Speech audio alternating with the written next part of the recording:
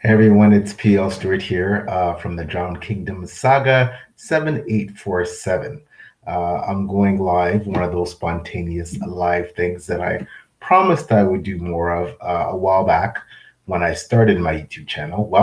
Hopefully, again, promises, but trying to fulfill that. And I had said when I started my channel that reviews were what I want to be a big part of my channel. I know everybody doesn't necessarily tune into book reviews. They're not perhaps the most popular content on YouTube. However, it's something I really want to do. This is one of the ones I am going to do.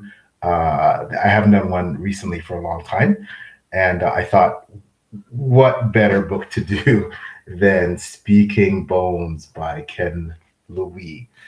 This is the fourth book, the fourth and penultimate deciding final book in the Dandelion Dynasty. Now, this was a series that I have to give all credit and kudos to my page chewing partner, Taylor from May Between the Pages. Go check out her channel. Taylor is amazing and posts fantastic content. And of course, she's a very discerning reader and has great taste in books. So she got me on to the Dandelion Dynasty. Of course, there were other people that were very much endorsing this book, but I decided to take the plunge specifically after Taylor's recommendation. And if Taylor likes a book, there's a high likelihood I might like it too. So I picked up the Dandelion Dynasty. I read the first three books. They were absolutely phenomenal, and I knew I'd certainly be concluding this series of four books, and I did. And so I'm just going to give some quick thoughts here. You know, this book and this series is truly groundbreaking. And I think there's a reason why Time Magazine lists this series as one amongst its greatest fantasy series of all time. Um, you know, the I was on a live with Taylor on an episode of Page Chewing last night, and we had the wonderful podcaster and writer Adrian Gibson. Once more, check out his stuff on SSF Addicts and his new book coming out. Check out the interview with Adrian for more about that. But in any case, we talked about the aspects of punk, what punk means in relation to fungal punk, which is, it has a lot to do with Adrian's new book. In any event, Ken Liu defines his Dandelion Dynasty as silk punk. And he, in his own words, it's about rebellion, resistance, reappropriation, and rejuvenation of tradition, and a defiance of authority. And these are all key punk aesthetic pillars. So essentially what that means is that there's two important elements to this mix. There's the aesthetic style inspired by Asian Pacific mythology. Then there's a history and a culture, and then there's that punk element about deconstructing, rebelling, questioning. And as I said on that live with Adrian and Taylor yesterday, actually, we talked a lot about what it means to be punk and how it relates to literature and writing. We were talking specifically about indie writing. But in any event, silk punk is one of the reasons why you read this book. Okay, and it's just a fantastic and fascinating aspect of the book and this series. Read this book for the George R. R. Martin, I like to call it, effect that no compunction whatsoever killing off your darlings. This is a series that spans decades, even centuries, if you want to look at it a certain way. And Ken Liu has no problem eliminating key characters and breaking your heart with these character deaths. And it really adds a tension and the sense of the fleetingness of mortality, and that while one may achieve great deeds in life and live on in legend, life is not indefinite as a mortal, and that is definitely something that you will glean from what Ken Liu writes about.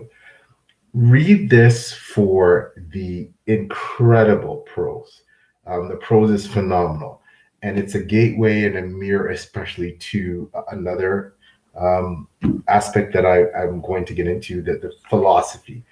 Um, you know, the prose in this book is just simply outstanding. Um, it is a blend of eloquent yet accessible, and you'll find yourself rereading passages in this book and this series. You know, these books are long, and for me, if for books of this length, the prose, it has to be something for me that is somewhat elevated to keep me engaged, and it truly did through all four books, and this book was no different. um Ken Liu speaks so eloquently. He's obviously exceptionally brilliant. And I want to talk about the philosophical aspect. You know, a lot of it is, it will challenge you, and you will start asking yourself questions. You know, things. The one theme that really hit me is that, should you let someone horrible get away with horrible things for the greater good, so that people can heal, so that people can move on? And that was definitely something about this book that really struck me in terms of the philosophy and obviously thematic elements. The world building, you know, it's just so, you know what? The best word for it is fun. You know, you got freaking bootstrap predator drones. Like, you know, this is um in terms of what Ken Louis does with warfare, especially, you know, these chaotic battles with airships and then dragon-like monsters. It's this blend of technology, science, magic. It's phenomenal, and these books are so engrossing when it comes to what Ken Louis does in that aspect. Um, the research that he does, you know, the what everything again with the realism, there is a link to some sort of grounded scientific, um, you know, element in everything that he does. And again, this review is spoiler free, so and this is the fourth book, so I'm not going to give anything away, but this book is just phenomenal. The entire series is phenomenal. It spans, you know, multiple generations, as I said, and the mythology that it creates is something that I think will definitely um, go down as, again, as Time Magazine said, one of the greatest fantasy series of all time.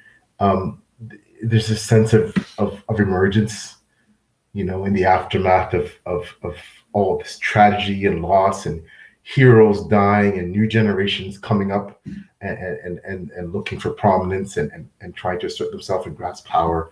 It is just, it's a phenomenal series. It is a phenomenal book.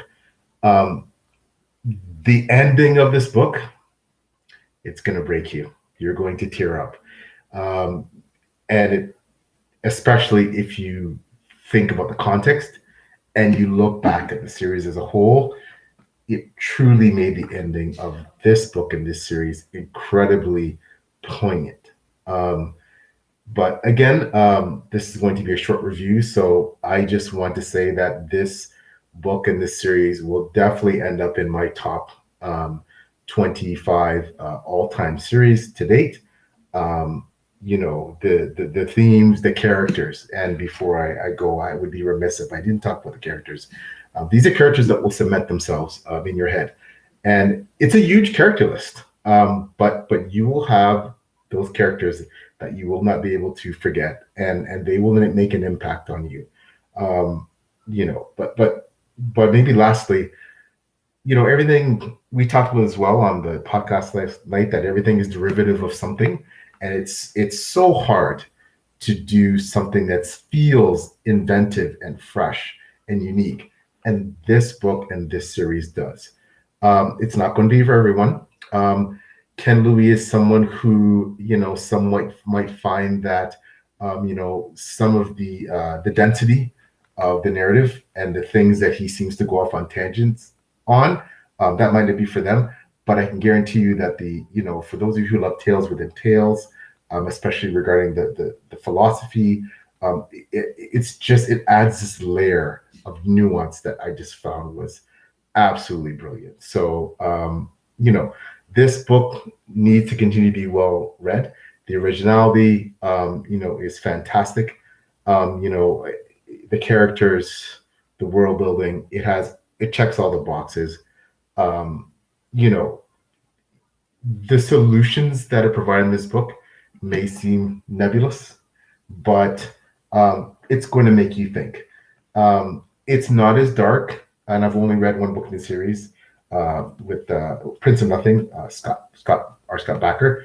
It's not as dark as that, but it's going to challenge you in the same way and really, really make you think and challenge some of your views. So great blending of Chinese and American storytelling. But Ken Liu does something that feels very original. He makes this his own. The silk punk setting is just amazing, and there's intense action, the science, the magical, everything is just it's fantastic. So go buy it. That's my review, and thanks so much for listening. And I did put links below for the Goodreads to add Sleeping Bones to Goodreads. Also, Ken Liu's Twitter. He's fairly Twitter X, whatever you want to call it. He's fairly active there, and as well links to his website. So once again, thanks for listening to my review of Speaking Bones, and we'll talk to you soon. Take care and have a good